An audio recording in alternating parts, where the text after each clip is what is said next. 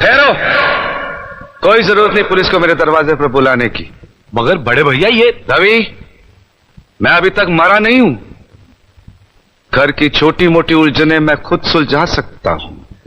साहब जी ने डांटिए, अभी का अभी डांटिए।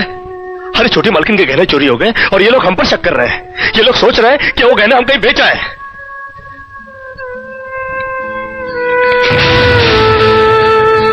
बाकी के रुपए कहां है कृष्णा? क्या क्या पूछा आपने साहब जी? मैं पूछ रहा हूं कि बाकी के रुपए कहां है? ये आप पूछ रहे हैं साहब जी अपने कृष्णा से? देखो कृष्णा, गलती हर इंसान से होती है। तुम मुझे सही सही बता दो कि गहने तुमने कहां बेचे, मैं तुम्हें कुछ नहीं कहूंगा।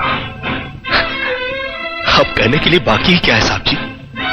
एक छोटा सा सवाल पूछ के आपने बहुत कुछ कह दिया है साहब जी।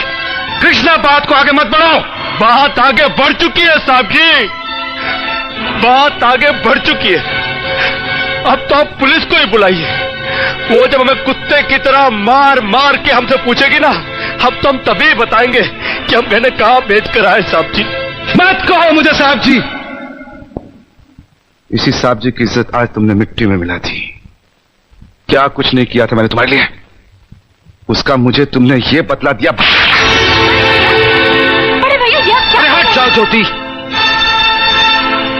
जिस दिन मेरी फैक्ट्री जलकर राख हो गई थी और मैं बर्बाद हो गया था, मुझे उतना दुख नहीं हुआ था कृष्णा जितना आज हुआ जब तुमने इस घर में चोरी की है। साहब जी, बचपन में जब हमारे माँ बाप मर गए थे ना और हम अनाथ हो गए थे ना, तब भी हमें इतना दुख नहीं हुआ था जितना दुख हमें आज हुआ है जब आपने हमें चोर कहा साहब जी।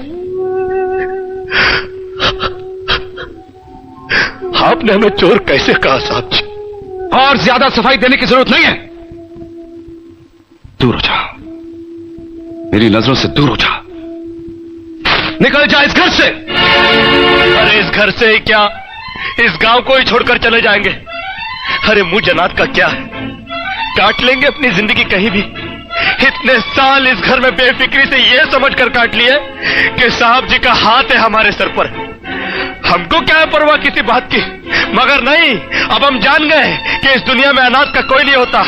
हम जा रहे हैं साहब जी और इस घर में कभी नहीं आएंगे। अभी निकल जा। दोबारा इस घर की दहलीज में कदम भी रखा तो मेरा मरा हुआ मुंह देखेगा तू। अरे नहीं नहीं नहीं, मुझ नौकर के लिए अपने दिल को दुख देने की कोई जरूरत नहीं। मैं कदम भी नहीं रखूंगा यहाँ पर।